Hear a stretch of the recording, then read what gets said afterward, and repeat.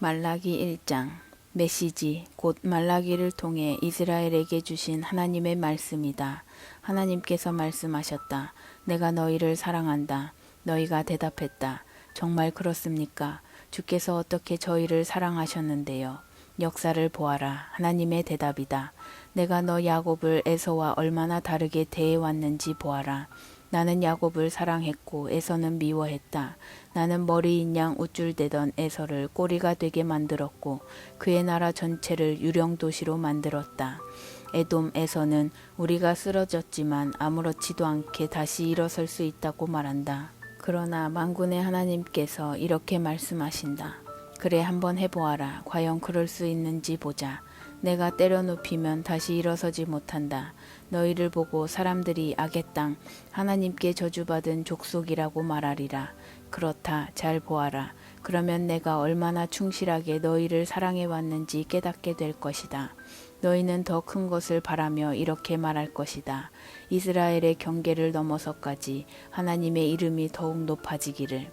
아들은 자기 아버지를 높이고 일꾼은 자기 주인을 높이는 법이 아니냐. 그런데 내가 너희 아버지인데도 너희는 과연 나를 높이느냐. 내가 너희 주인인데도 너희는 과연 나를 존중하느냐. 만군의 하나님께서 너희를 질책하신다. 너희 제사장들이 나를 멸시한다. 너희는 말한다. 그럴 리가요. 저희가 어떻게 주님을 멸시한단 말씀입니까? 너희의 조악하고 천박한 예배로 나를 멸시한다. 너희가 묻는다. 멸시하다니 무슨 말씀이십니까? 대체 어떻게 멸시한다는 말씀인가요? 너희는 하나님의 제단은 더 이상 중요하지 않다. 하나님을 예배하는 일은 더 이상 최우선적인 과제가 아니다 라고 말한다. 이것이 나를 멸시하는 일이 아니고 무엇이냐? 또 너희는 예배 때 보잘것없는 짐승을 가져와서 제물로 바친다. 너희 자신도 갖고 싶어 하지 않을 눈 멀고 병들고 다리 저는 짐승들을 가져온다. 이것이 멸시가 아니면 무엇이냐? 너희 상관을 그런 식으로 속이려고 해보아라. 너희에게 무엇이 돌아오겠느냐? 만군의 하나님께서 너희에게 물으신다. 무릎 꿇고 내게 은혜를 베풀어 달라고 기도하여라. 너희 제사장들은 모두를 구렁에 빠뜨렸다. 이런 짓을 해놓고도 내가 너희 말을 들어주리라고 생각하느냐. 만군의 하나님께서 너희에게 물으신다. 아예 성전문을 닫아 걸어버리는 것이 어떻겠느냐. 그러면 누구도 성전에서 아둔하고 천치 같은 예배를 드리며 종교 노름을 하지 못할 테니 말이다. 나는 기쁘지 않다. 만군의 하나님은 하나도 기쁘지 않다. 너희의 거짓 예배 따위는 원하지 않는다. 나는 온 세상에서 높임을 받는다. 세상 도처에 나를 예배할 줄 아는 자들, 자기에게 가장 귀한 것을 바치며 나를 높이는 자들이 있다. 그들은 세상 곳곳에서 말한다. 만군의 하나님이 가장 높으시다. 너희만 예외다. 너희는 나를 높이기는커녕 모독한다. 너희는 예배가 뭐 그리 중요한가?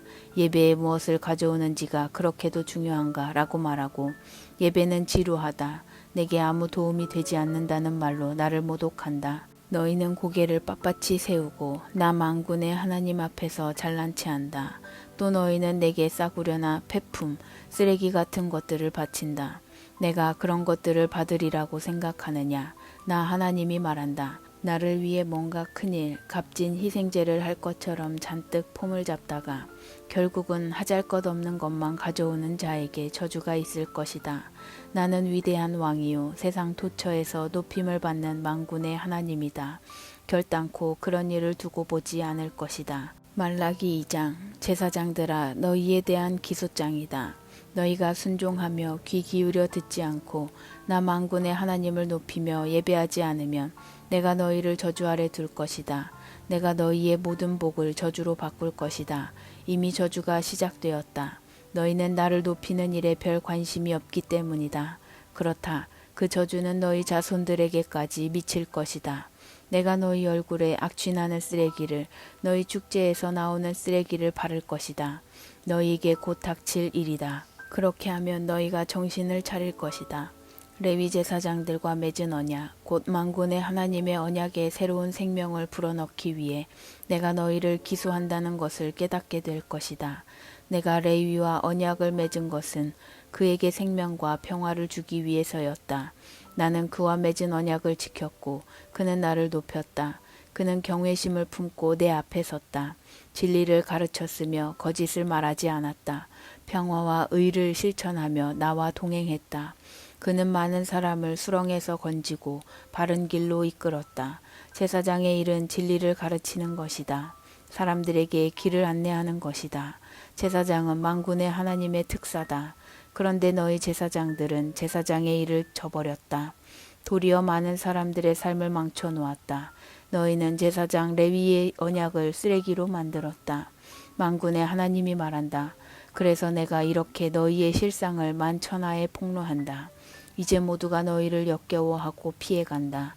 너희가 내 말을 듣지 않고 내 계시를 참되고 치우침 없이 가르치지 않기 때문이다. 우리는 모두 한 아버지에게서 나지 않았느냐? 모두 같은 하나님에 의해 창조되지 않았느냐? 그런데 어째서 우리는 서로 잘 지내지 못하는 것일까? 어째서 우리를 하나로 묶어주는 조상들의 언약을 더럽히고 있는가? 유다는 하나님을 속였다. 신뢰를 저버리는 역겨운 일이 이스라엘과 예루살렘에서 벌어졌다. 유다는 이방신들을 예배하는 여자들과 사랑에 빠져 도망갔고 하나님의 거룩을 더럽혔다. 그들에게 하나님의 저주가 있을 것이다. 그들을 집에서 내쫓아라. 그들은 공동체 일원이 될 자격이 없다. 만군의 하나님께 아무리 많은 재물을 들고 온다고 해도 소용없다. 유다의 두 번째 죄는 너희 예배 장소를 우는 소리와 불평하는 소리로 가득 채운 것이다. 그들이 원하는 것을 하나님에게서 얻지 못했기 때문이다. 너희는 그 이유를 알고 있느냐? 너희가 너희 어린 신부를 맞으며 결혼 서약을 했을 때 하나님께서 거기 증인으로 계셨는데도 너희가 그 서약을 깨버렸기 때문이다.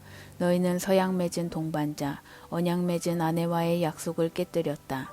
결혼은 너희가 아닌 하나님의 작품이다. 그 세부사항 하나하나에까지 그분의 영이 깃들어 있다. 그분이 결혼해서 원하시는 것이 무엇인지 아느냐? 다름 아닌 하나님의 자녀가 되는 것이다. 그러니 너희는 부부간의 도리를 잘 지키며 살아야 한다. 너희 배우자를 속여서는 안 된다. 나는 이혼을 미워한다. 만군의 하나님, 이스라엘의 하나님께서 말씀하신다. 나는 결혼으로 맺어진 한 몸이 찢어지는 것을 싫어한다. 그러니 늘 너희 자신을 살펴라. 경계를 늦추지 마라. 속이지 마라. 너희가 하는 말은 하나같이 하나님을 괴롭힌다. 우리가 어떻게 그분을 괴롭힙니까? 하고 너희가 묻는다. 바로 이런 말로 하나님을 괴롭힌다. 하나님은 죄인도 죄도 다 사랑하신다. 하나님은 뭐든지 사랑하신다. 심판이라고? 하나님은 너무 좋으신 분이어서 심판 같은 것은 하지 않으신다.